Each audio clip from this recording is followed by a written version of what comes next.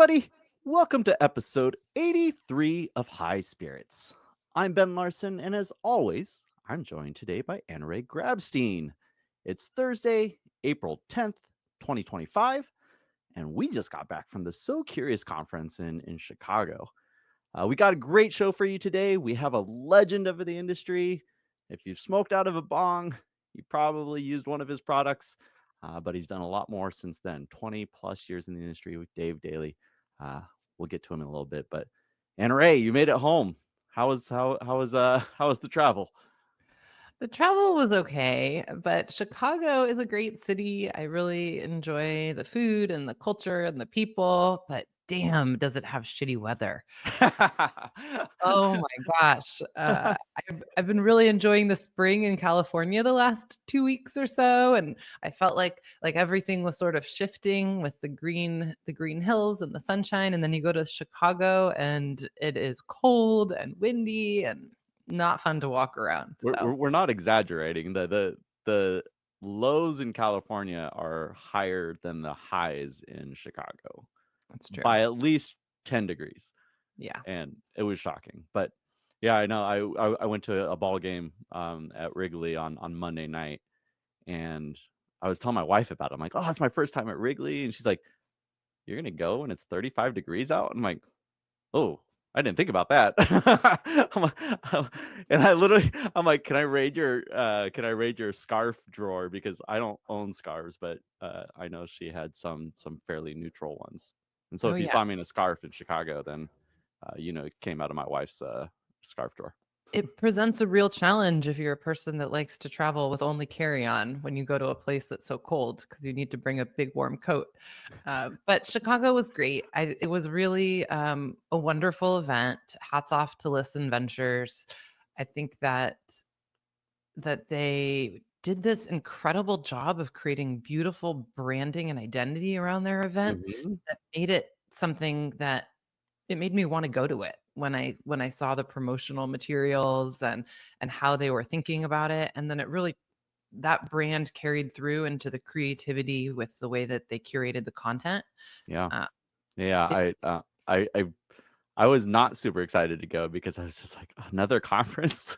um, I eventually looked past that. I There was meetings that started popping up and opportunities that drew me to Chicago, and I said, "Oh, I could be there and go." But I'm really glad I did. It did seem like they attracted everyone in the room, and it actually inspired just a lot of thought because it wasn't just a THC beverage conference. They were doing this non-alc social beverage, which THC just happened to take the spotlight, but it really made me think about the future and what is like social drinking and how it doesn't necessarily have to include alcohol. And so I think it was really important for people in the room to think about that, like to really think about the consumer and think about the consumer perspective. And I'd say that that's what they did really well is like there was this persistent theme of feeling like the customer was sitting in the room, even though it was a B2B kind of conference.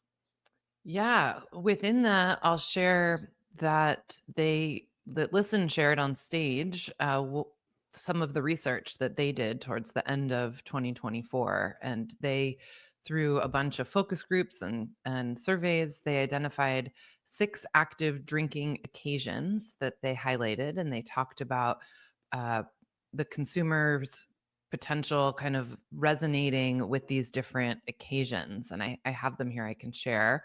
Um, there's unwind, which is the transitioning to evening. There's the nightcap, aiding sleep and rest. There's 3, the party trick, priming the social pump. 4, the zone in, which is like immersing fully. And 5, they call the bonfire, which is about stoking shared experiences. And then 6, relief of treating yourself. Hmm. And I loved this centering on the consumer and the different behaviors and moments when they might choose to consume a beverage and thinking about what are the right beverages for all of these different moments. And you're right, it isn't just THC, it's all types of things. So I think that we're going to see an evolution of social spaces thinking about beverages in different ways. That's definitely something that I've come away with. Yeah. Yeah. And for a first time conference, the number of people and the quality of the attendees was really high, and there's so much going on in the industry. I know like Diana Eberline was flying in from her hearing in Texas and landing and then jumping on stage, and just so much going on. It's like catching up with everyone. It was just a really nice grounding point. I know I woke up early in the morning on Tuesday and didn't get back to the hotel and was just like talking basically until the late hours of the night. My voice was gone by the end of the night also. I ended up at Soho House with Kate Miller for Miss Grass. She took me out. Thanks, Kate, for picking up the bill. I liked Nice. that. So it was just overall a really good time and fast and easy. So back in California, back getting busy doing all kinds of other things. And Yeah. if you're not on video, y'all can't tell that Ben is wearing a suit. Ben, why are you wearing a suit today? I don't know, but it's sucking the soul out of my neck right now.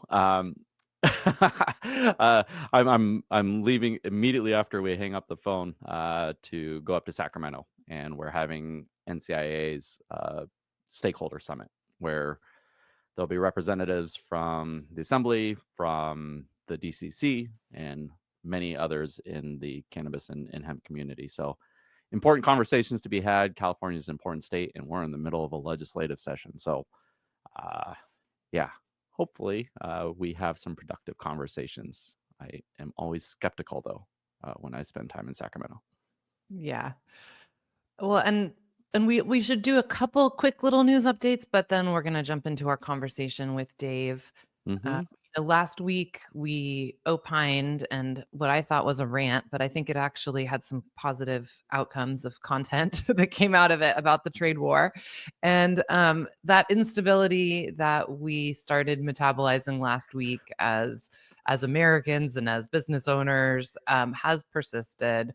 I think that from my perspective, some of the comedians are our best filters for all of this. Um, Yeah.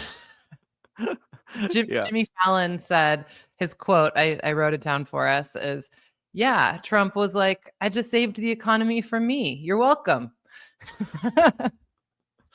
Yeah, it's crazy because since last week, I think we had quoted China being at a 25% tariff, and what are they now at like a billion percent? It's 145% as of this recording, but 12 hours ago it was 125%. So it's really hard to plan, which is one of the central tenets of, I think, running a good business is clear planning. So this is tough for everybody, no Yeah, question.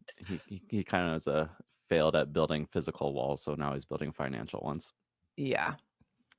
And then one more story that I wanted to bring to the forefront is that yesterday the news hit about a whistleblower lawsuit targeting Metric. And Metric, for Mm, those that don't know, interesting holds timing. what was that? I said interesting timing. Yeah.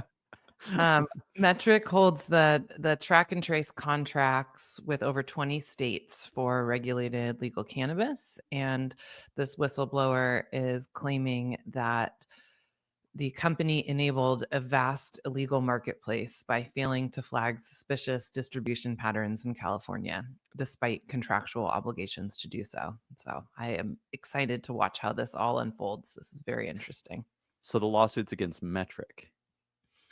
Yes, Shouldn't it's the claiming lawsuit be damages for being terminated and because of bringing these issues to the CEO specifically, I think, who we've had on the show, Michael Johnson. Yeah, Nice guy, but smart look, guy. I mean, and this will come out in discovery. I don't think Metric's the negligent one here. Like burner distro is pretty much like common vernacular in California. And if the DCC hasn't caught on to that yet, then again, I don't think it's Metric that's the negligent one. Well, we'll see what the courts say. Um, shall we bring on our guest? Yeah, before I get myself into trouble with Nicole before arriving in Sacramento. So today's guest is someone whose work you've probably smoked out of, even if you didn't realize it. Dave Daley is the founder of GRAV Labs, one of the most iconic brands in cannabis accessories.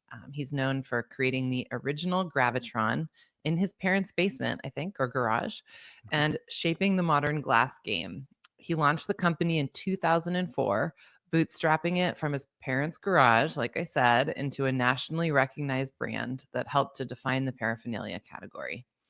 And over the past 20 years, Dave has scaled GRAV, fought for legal reforms, and after stepping away from his CEO role, leads innovation and growth, including their recent launch into the THC beverage space. He also serves on the board of a public company, and we're just so excited to finally have Dave on the show. Welcome to High Spirits. Thanks for having me, guys. Dude, good to see you. And sitting in the hotbed of like a lot of this legislative talk, Texas. Oof. So, Dave, take us back. We said in the intro that you launched GRAV in 2004, but can you tell us about how it all started? I think a lot of people would love to hear your founder story, and specifically when you knew that it was going to be more than a side hustle and turn it into a real company.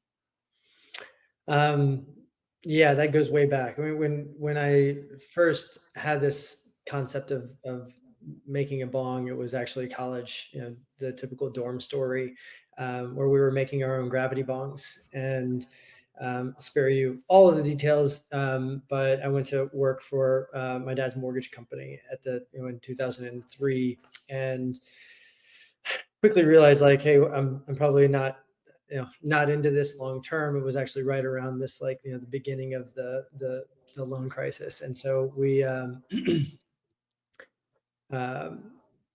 I was living with my parents, and fortunately they were very supportive. And said to them, I want to try this. I want to try to make this gravity bong thing.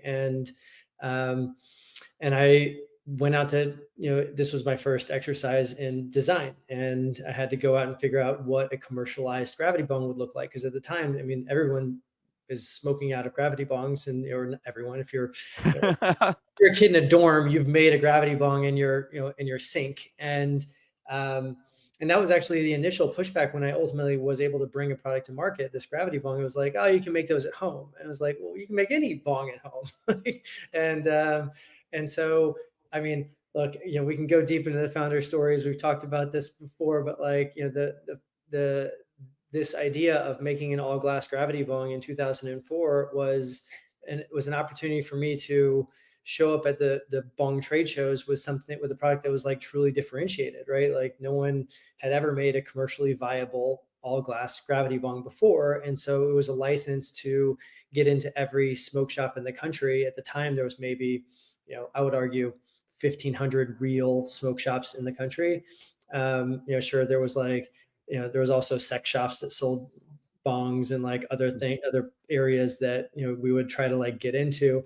But for the most part, these were novelty stores and old school head shops. And so that was like 04 to 07. I was in South Austin in like a Shotgun Shack warehouse making gravity bongs by myself, like cutting bottle. The gravity bong, for those that don't know what a gravity bong is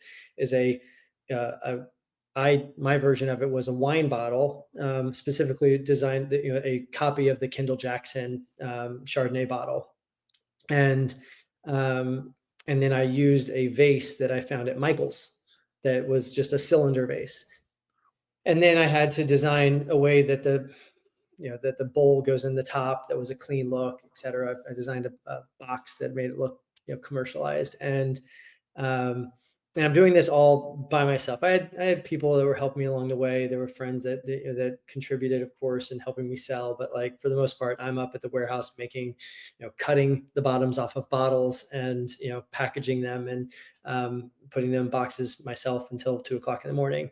For 3 years, like 04 to 07, this is like my life. And then in 07, kind of everything changed. I had like I'd spent all this time trying to build this gravity bong company that was, because the gravity bong is still to this day the most efficient way to smoke flower. Really quick, before we get to the next phase, did your father know what a gravity bong was? That's my first question. My second question is, does Kendall Jackson know the importance that they've played in your storied brand? Because they should. No, definitely not. And I'm trying to be cognizant of not like telling, this story can go on for 30 minutes. So like, please stop me and ask me any questions. So the the answer to your first question is not at the time, but my dad was always very, I mean, like, look, you can't, I mean, I guess you could tell this story in a way where your parents weren't supportive and you went off and like was, I defected from my family and like we started a bunch of, but I actually think the opposite. I think that anybody who has, the amount of meaningful happiness in life and that I feel like I've achieved has like parents that have supported them along the way. And they were always very supportive. Did not know what a gravity bong was, but like the moment that I built one was like, oh my God, this is amazing. So yeah, it was really That's sick. nice. Um, So talk about this. What happened in 2007 that changed the trajectory of the company? Yeah, And because of a gravity bong sounds pretty niche. Like I remember my one and last experience with a gravity bong, and mine was a 64-ounce Gatorade bottle, so it was just too much for my small lungs. But um, I imagine it's like it's interesting to hear that there was this pickup into all these smoke shops. So it's like, okay, clearly there's a market, but it still feels like a pretty niche product. Ben, you're just not a bong smoker, clearly. Hey now, hey now. True. Well, we are talking about the height of bongs here. Like we're, 04 to 07, like, we will hopefully get there in this podcast, but like we're probably at the low point of bongs today, right? Like from a, people smoking out of bongs perspective.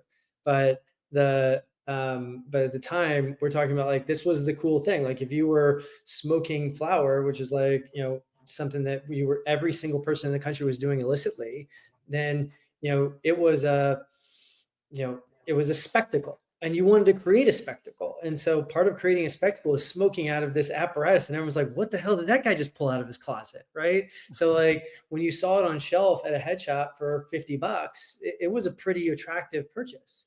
So, and the flash forward to 07, your point is that like, despite the fact that this was, a success in each individual smoke shop, I ran out of money. It was like, I was selling, I remember I was consistently about $300,000 a year for those first 3 years of gravity bongs. And granted, my overhead was low, but it I was losing money, and so what happened was I realized like, okay, I've hit a breaking point. I was actually taking out credit cards to pay to pay off the other credit cards because they would send you checks to be like, hey, you can just, since you've just opened this credit card, you can write a check to like a vendor as an example, but I would just pay the other credit card off with the new credit card and just play the credit card game. It was a very dangerous game, of Very course. dangerous, yeah. But fortunately I was able to crawl out of it. And what happened with 07 was that I made this one hitter. It was actually a derivative of the gravity bong. The gravity bong takes a bowl, like a funnel bowl that goes in the top of the gravity bong. And I was making all of those myself. And so when I had taken the gravity bong to the High Times Cannabis Cup in Amsterdam in 06, and everyone's smoking out of after each other. It was literally like a small room of people that are showcasing their flower and allowing people to smoke out of bongs the flower. And so you'd have people lined up to smoke out of that bong one after after Oh, each other. God. It's disgusting. And so Pre-COVID days. it's unbelievable. And although I never went back to that cannabis cup, I actually, I designed this product called the Taster, which was just a one hitter it was very simple, like straight, clear glass pipe with a restriction in it that you could put basically 2 hits of flower in. And I called it a taster, and I took it to a trade show, and it like, there's a lot of details in here that I'll skip over, but like that one product got me out of debt. I was able to like build all of these taster machines that, that had to be manned, but like build a taster machine, hire a glass blower, build another one, rinse, wash, repeat until, flash forward 6 months, I was like out of debt. And I was on to like, oh, this is more than just a gravity bong company. I can make all of the products that are meaningful to head shops, including spoons and bubblers and bongs and, and everything in between. And, the fact is that like that's the last 20 years or 17 years in a nutshell, is just continuing to press that button. That's amazing. Can we drill into that kind of first inflection point? Just because I think as entrepreneurs, we talk about the pivot so often, or finding product market fit. And just talk about that like vast difference of like going from pushing the boulder uphill, running out of money to all of a sudden being like something feeling like it was clicking and knowing that you had to lean into it. Well, I think as founders, we get so committed to like our product and our vision. And you do see these like, and you hear these stories of like people who, you know, the famous Apple story of like, Steve Jobs cared about what was, behind the machine as much as what you could see in the, the back end of the machine as much as the front end of the machine. It was all about like having a single vision that was like being laser focused. And I don't think it's that clean. I think that everyone wants to like paint these pretty pictures, especially on, podcasts like these. No offense, but like, here's a wonderful story about how you can better your life. And the fact is, like, it's never a straight line. And like, if you are so rigid that you can't, pivot when when it's time to pivot, that's explicitly when failures happen. And it certainly almost happened to me. I mean, I would say that I'm like very quick to eat my young. Um, and um, and over the years, we've had moments, including right now, frankly, for me, which maybe we'll get into, maybe not, where you have to make some hard decisions about what your business is and what it's going to become in the future, and that reinvention has to happen, constantly. If you're not paying attention to it, I think that you will fall behind. Oh, there's so much there. Well, before we dive into that reinvention and how you see the world and where it's all going, give us the short version of after that 2007 scaling moment where you really leaned in and started to expand the product line. Kind of what was the upward trajectory for Grav? What were the ways that you were looking at the business? Was it number of units sold? Was it revenue, number of customers that you were serving? Kind of what did that hockey stick look like in terms of the business? Oh, very, very, very easy answer. It was get more accounts as fast as possible.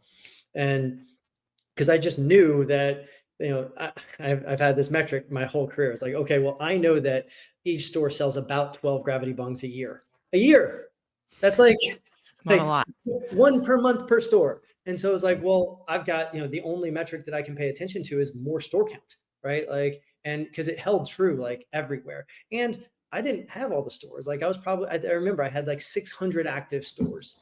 And, in '07 when it was like, okay, how am I going to come out of this? And, because that became, okay, if they're doing one gravity bong per month, how many of these taster racks can I sell them per month? And it was like, oh, they're moving 2 of those taster racks every month. Well, that's triple the revenue of my gravity bong sales. So now I can like just, if I keep on adding more stores and more products, this becomes exponential. And so it was something to really like hold on to. And we still do that today. Like we've got stores that are, that we kind of, that are our example stores. I tell this to a lot of, companies that I advise that like, hey, pick some like geographical and psychographical stores that are representative of the stores that you want to sell into, and use those as your example stores, not necessarily to other people, although that works, but like use it as your own model. Like I think that so many times, like so stupid as this is to say, people just like go and try to sell everywhere all at once and don't have any idea what's actually happening in the stores that they're selling to, or frankly Mhm. their customer feedback. Man, there's some great nuggets in there. I love the idea of launching with a singular product that nearly guarantees you shelf space because it's unique, and then expanding from there. Um, in the beverage category that I spend a lot of time in, we see people approaching it different ways where they'll launch with a single SKU sometimes, but more times than not, they're coming with a whole like offering of flavors, right? And you're trying to grab shelf space from the get, and you're using that selection to kind of create more visibility for your brand. But um, yeah, starting with a singular form factor, like it's kind of like what Red Bull did, I guess. Like you go to a gas station these days, and there's probably 12 Red Bull flavors, but everyone knew Red Bull for that first singular flavor. For a while too. You told me to bring some questions. So like what we haven't talked about, or maybe Ben, you and I talked about this a little bit, but when I'm an ArcView guy. So like I started in ArcView in 2012, or really I joined in 2012. My first meeting was 2013. Yeah, the Uh, Troy Dayton and Steve D'Angelo days. of course. And I guess pointing back that you were also involved in ArcView. Did you pitched ArcView? Did you actually raise money in that? Um, no, I never raised money with ArcView. We had a friendly relationship because of when we launched Gateway and we were doing like early stage Yes. companies, and so Right. sending a lot of our companies over to ArcView, which some did raise money. Yeah. Yeah, well, I guess it's more of a patch into like how like to that the original Vertosa skew, so to speak. Was it always just emulsified THC, or did you have vision early on that like you would do these other things? Yeah, I mean, early on, I'm trying to think back. It was largely THC. We were in the regulated space. Um, but more than anything, we knew that we needed to create a platform that allowed beverages to work and be stable and taste good, because that was not the status quo in the space. But we did believe that beverage was going to be a future. And so we came in with just the singular focus of like, we're going to do one thing and we're going to do it really, really well. And people always asked us, like, are you going to launch your own beverage? And I'm like, no, it's a distraction. We don't know beverage and it's competitive with our customer.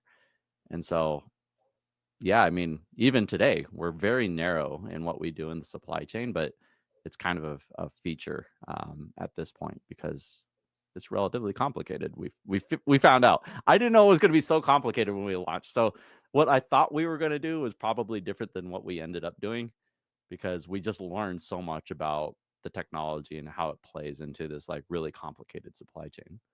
No, You no, both basically said that you started to do one thing and you ended up realizing how much more complicated it is and have had to pivot all through it. And that is so interesting to see both of you through different journeys come to that same conclusion. I love it. Yeah. well, it's actually interesting because like my version of that is like we are still like our feature is glass, right? Like, and that is the through line. Like even our this beverage that we're doing, we are the only beverage company in market with a glass mini liquor bottle format. To my knowledge, no one else is doing that, and for good reason, right? Like you know, it's very complicated to manufacture.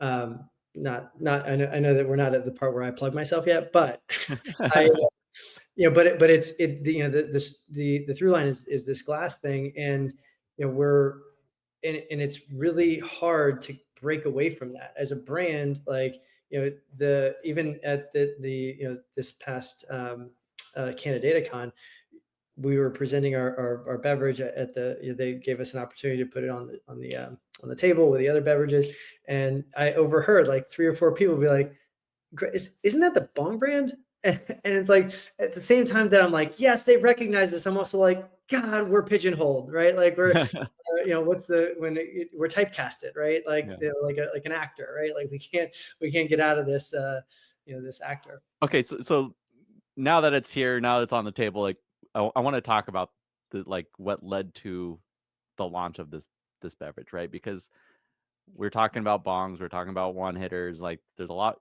I know you guys because of the menorah bong, but somehow you ended up in beverage, which comes in glass. Notably, I had not thought about that until just now, but it felt like there was like many different directions Grav could go, and so I'm curious, like, yeah, how did you make that decision to kind of go off onto something where people are going to say, "Isn't that the Bong company?"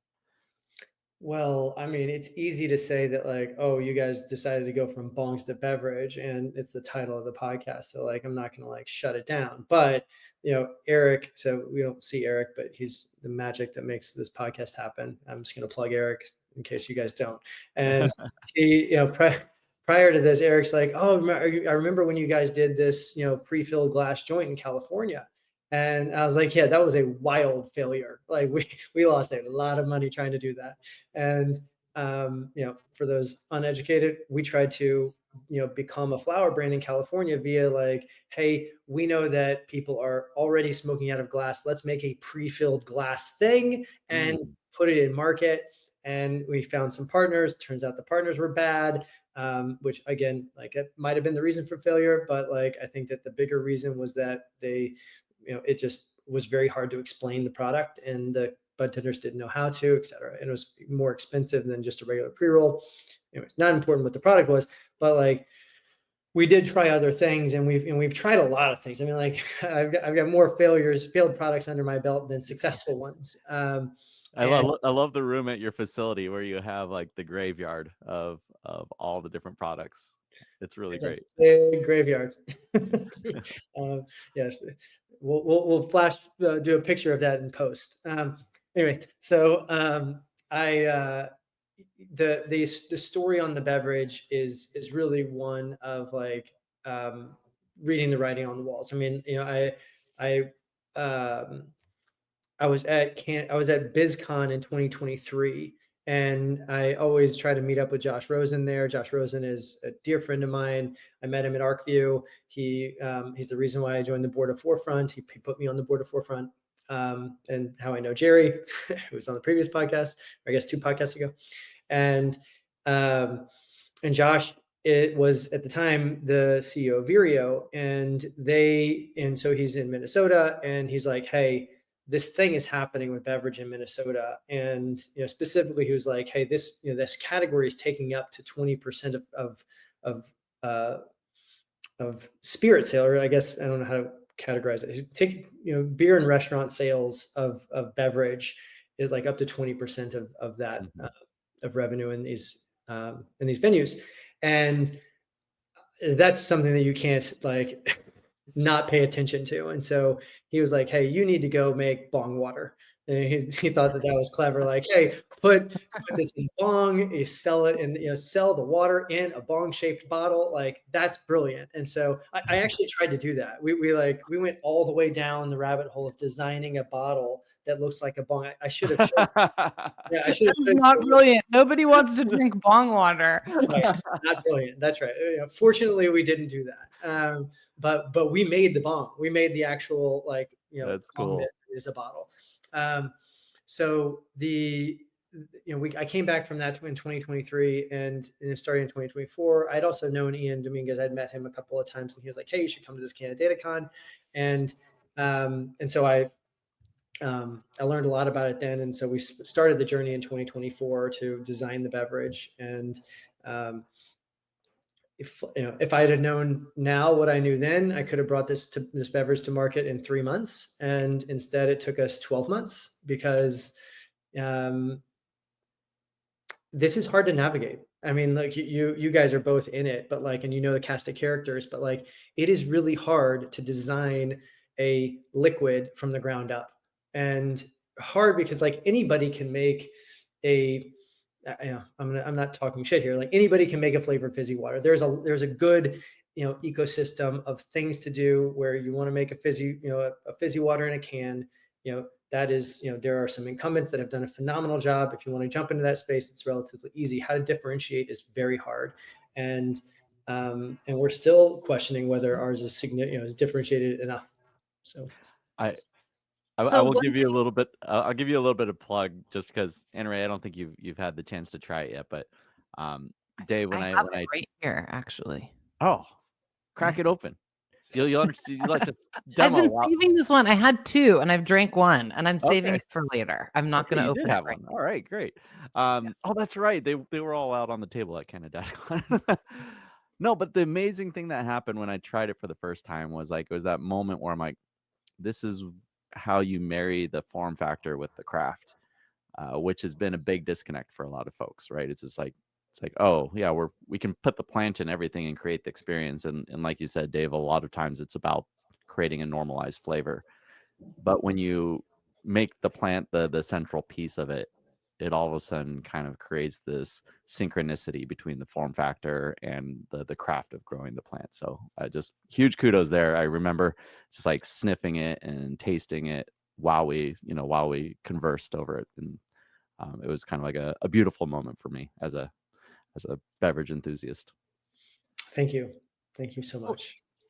talk about the process too of launching this beverage and how you are seeing the space. You mentioned that you started GRAV in Texas. You're still there. The company is based there. We've been talking a lot about Texas because Texas has been a very vibrant and thriving hemp-derived market. And now there's a bunch of legislative stuff going on there that we can touch on. But it was part of it also that you saw this massive opportunity in your backyard, and so you decided to launch in Texas first, or how have you been thinking about the actual launch process of this beverage? Well, you're asking two things: the launch plus why. The why.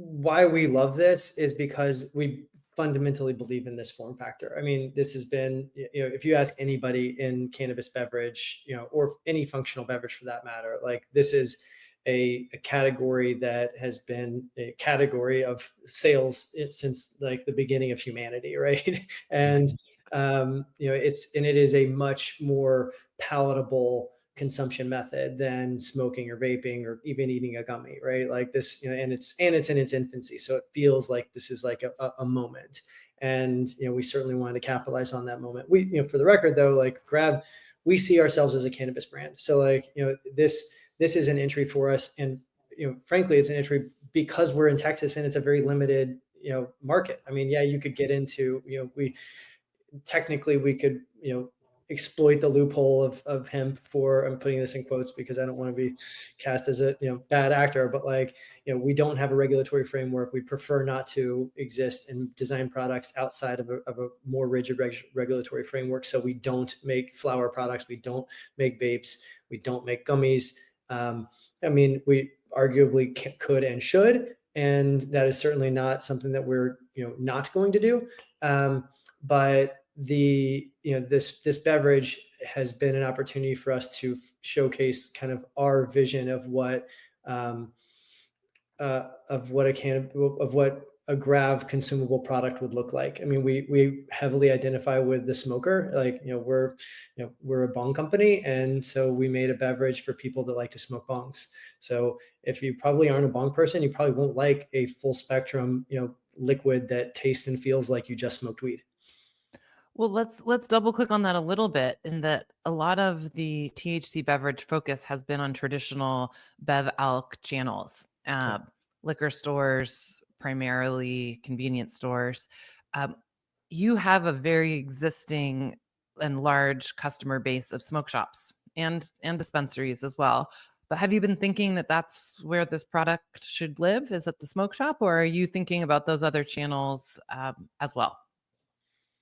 Well, right now we are, we're 98% distributing this through smoke and vape channels. That's been I mean, it's a great category for us, primarily because we are already very well merchandised in those channels. So we can like show up in our own sets in these channels, and it's a very easy sell-in for us. That being said, we are in enough liquor stores to tell you outright, big surprise, there's 3x the velocity in liquor stores that there is in smoke and vape channel. Now, we can live pretty comfortably for a relatively long time in smoke and vape and be okay. So like it gives us a little bit of an advantage that we don't have to immediately light up all these distributors. But we're at a point now where, from a capacity perspective, where we are like looking towards getting signing more distribution deals, which is now the humbling part, which is like, oh, hey, by the way, we have no idea how to set up and sign distribution deals with liquor distributors. This is like new territory for us. So that's been really tricky.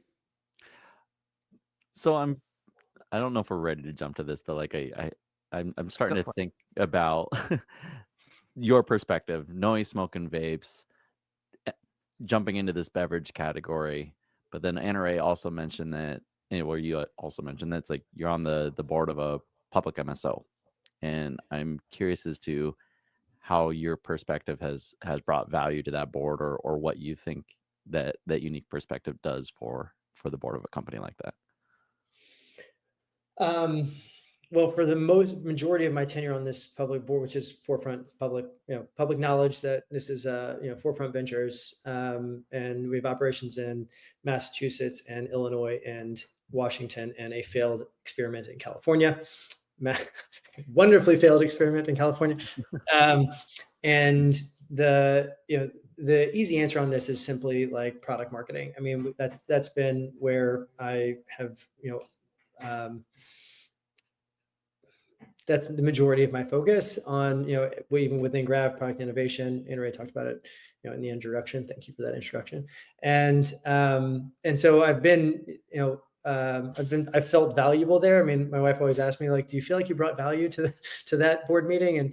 And I do. It's the surprise. And I would say this, like, as a humble brag here, is like, when you get on a board of a public company, it's like, it feels like, oh man, I have really made it. Like, I am like on the board of a public company. I'm like, what?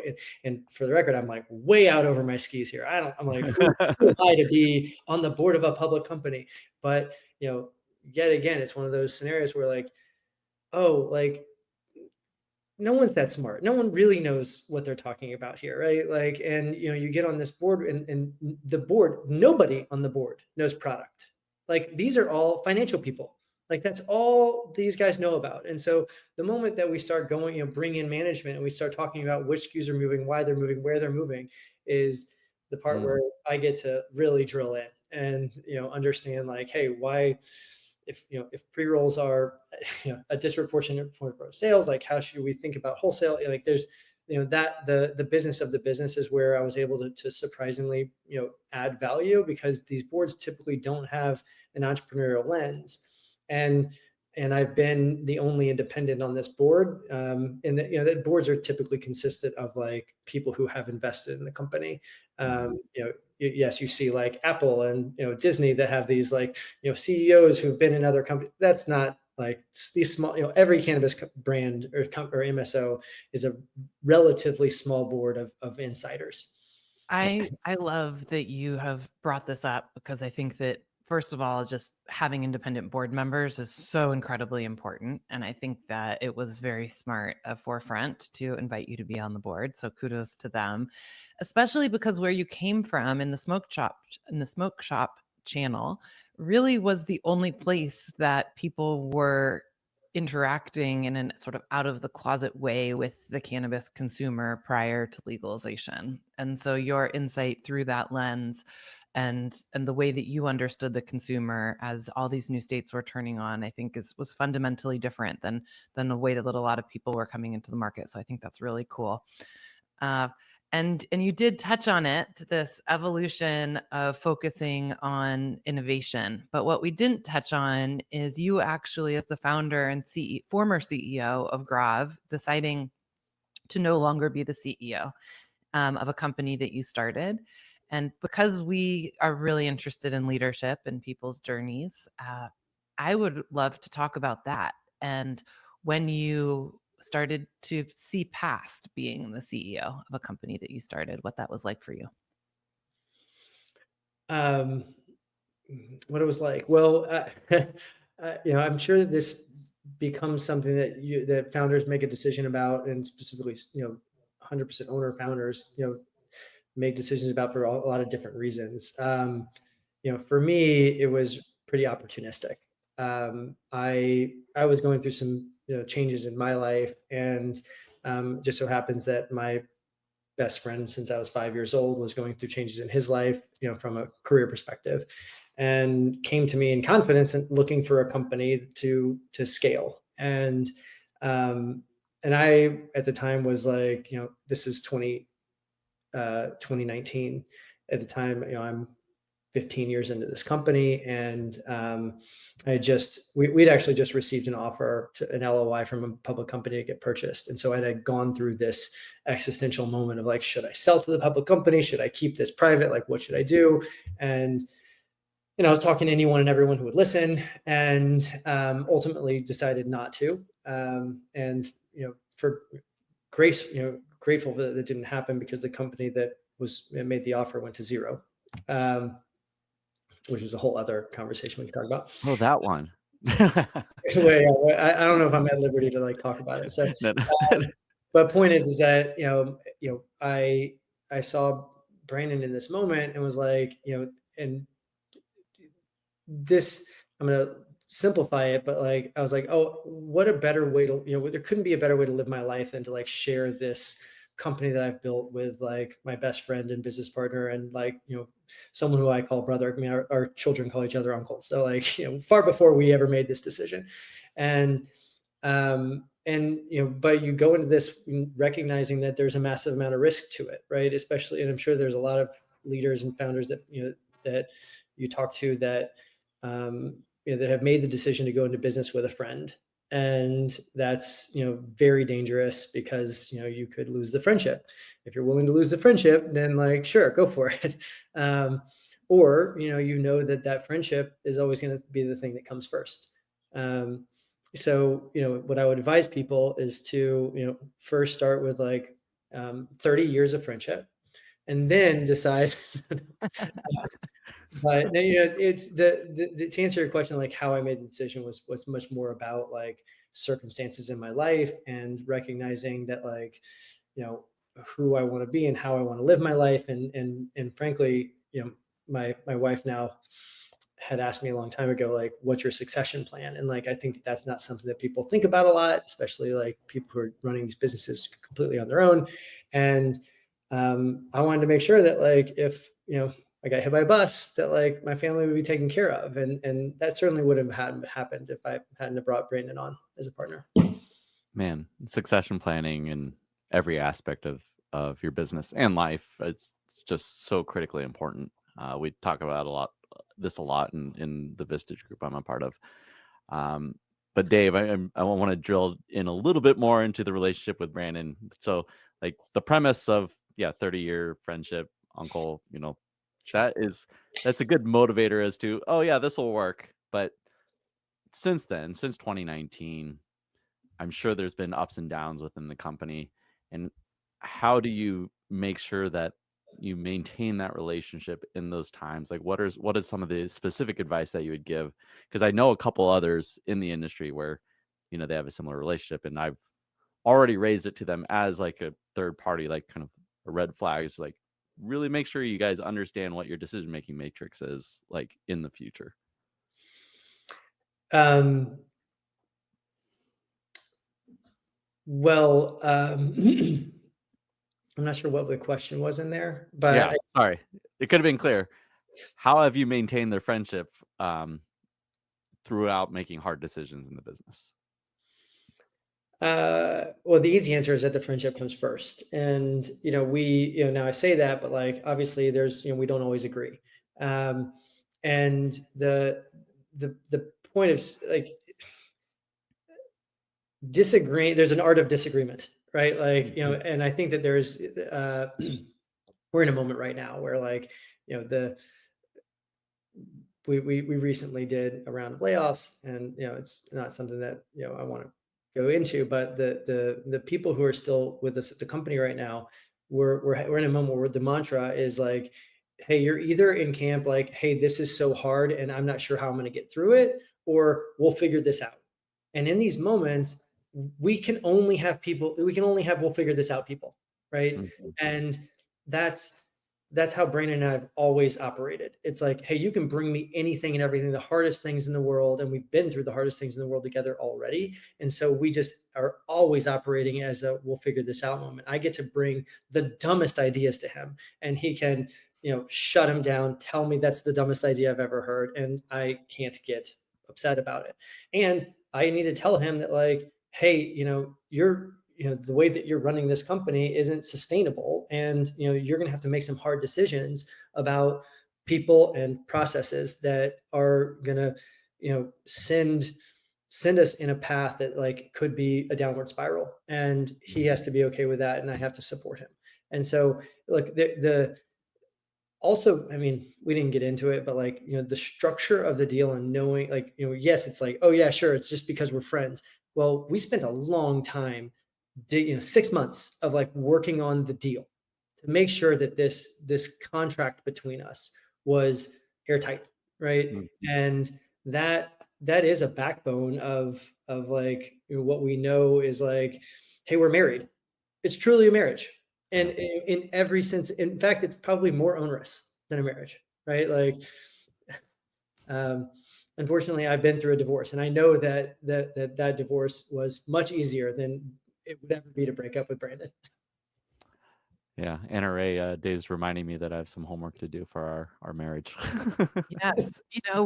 I often tell people, no handshake agreements, but it's harder said than done. So, uh, why don't you share a little bit about anything that was unique or that you figured out as part of that for other founders to learn from as they're thinking about bringing people in at executive levels or partnering with someone? What are some of the unique things that you did in that agreement between the two of you? Well, I give Brandon a lot of credit because I don't think that I came into this idea of a contract the way that he did, and I now have come fully into his camp on this, which is the antithesis of a contract, right? Like, everything about our contract makes it very, very hard to litigate. The foundation of our contract is actually that if in the case of a fundamental disagreement, we each have to get an arbitrator. And if those arbitrators can't agree, then they have to get an arbitrator. So like there's no world where we're like really even allowed to sue each other. It's like, we just it's a forced agreement. And we take this, we've actually begun to take this approach in all aspects of the way that we do business, which is like, when we enter contracts, which we prefer just not to enter into, right? Like, that's not to say that we don't enter, that I recommend no contract between founders, but I do, like, if I could avoid a distribution contract, I would, right? Like, and as an example. But these things are often unavoidable. And so therefore, the way that we approach these contracts is to cut the litigation opportunities off at any point. As an example, like venue, right? Like, everybody wants to be able to litigate in their home state. We always insist on, Delaware or like Alabama, right? Like, if you got a Florida company, a Texas company, and then let's pick Alabama. So like, it's going to be really hard to go. We each have to find lawyers in Alabama if we want to start to like get I've into. never heard this. This is awesome. It's Yeah. like, Do it's Yeah, like, I don't want to some fly to nobody Alabama. Let's wants to just go. settle it. right, exactly. And it works. Like, no one wants to do that. And so like, it's just tiny stuff like that like, and I'm getting off track of Brandon, but we approach our agreement with that in mind. And also a big piece of it for me, which won't be the same for everyone else, was that like, I wanted to get to 50% ownership. I know it's like crazy, like, okay, you're going to give away half the company to somebody, but like, the way that we approached it now, again, back to Brandon, is like, hey, let's go get valuations for the company right now. And he came to me and said, what would you sell the company for right now if someone wrote you a check? I came up with my number, and then we got valuations, and we took the top number and the bottom number that we got and said, okay, this is our spectrum of valuation. If you want me to, if you want me to join at the low number, then like, you keep 95%, I keep 5% of anything above that number when we sell. If you want to keep the high number, then everything above that high number is 50-50. And TLDR, I chose the high number, and it gets him to 50% ownership of the company. And what that also does, and we're experiencing this right now, we're like, hey, we're 50-50 now. It's been 5 years. The vesting is, there was a vesting period to make sure that he didn't just leave me high and dry. And now that we are 50-50 and we're making decisions on a 50-50 basis, it is like, it's actually an incredible peace of mind for me, because I know that we are incentivized exactly equally. And a lot of times you have like, it's like the board, back to the board conversation, you want to have five people, an odd number of people on the board, so you have a tiebreaker. Well, again, like, if we disagree, then we know this, we know the drill. And so we just have to come to an agreement. And we've never not come to an agreement. Hmm. Sounds Yeah. easy, but It's nice when the incentives are aligned, which is what you're experiencing within that structure. 'Cause misaligned incentives at the board level can make things really complicated. Geez, this time has flown. yeah. I kind of can't believe it.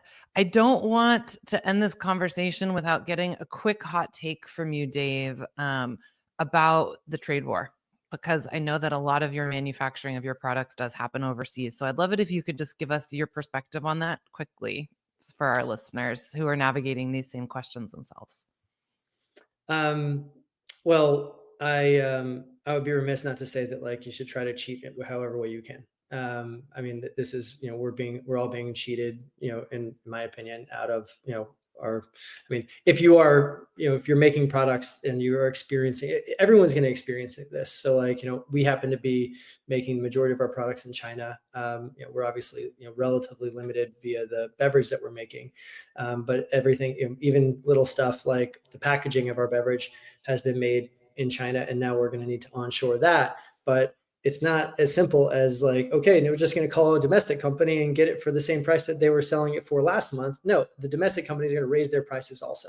So, what my concern about this entire trade war is going to be is that it's going to have a trickle effect across the entire economy, and all prices are going to rise.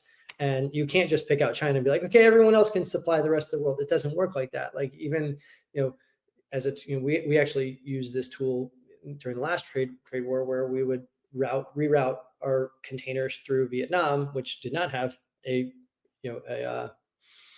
such a restrictive tariff, and we'd save 30-50 grand on a container just by sending it to Vietnam first, take off the made in China stickers, put on made in Vietnam stickers, and send it to America. It's like, it creates operational headaches, and everyone is going to cheat. So I mean, look, we hope that they go away. That's the answer. Wow, Dave, thanks for giving the addendum to our discussion last week. Yeah, it's funny. We've been fighting inflation so hard, and now we're talking about everything getting inflated again just because of the cost of goods. It's going to be an interesting time period. Really appreciate you coming on the show. It's time for us to move to our last call. This is your opportunity to plug whatever it is that you want, to give a shout out, to call to action, cannabis related or not. Dave Daley, what's your last call? Oh, I wrote stuff down, and now I'm like, God, I don't know what it should be. The last call, I guess, is going to be to please get onto grav.com and try our beverage. We made a full spectrum cannabis beverage that tastes and feels like you smoked weed, and we really would appreciate everyone to try the Grav Cannabis Spirit. That's my plug. Thank you for letting me advertise on your show. Do it. It's delicious. I highly recommend it. Also, thank you for having me. This is absolutely awesome. You guys are the best, and it's been so nice to get to know you, even outside of this podcast, previously. And I'm excited to stay in touch with you guys. Amazing. Thank you so Dave much. Daley from Grav. All right. Thank you, sir. We'll catch up soon. All right, everyone. Thank you for engaging and asking questions and comments while we record this live on LinkedIn Live.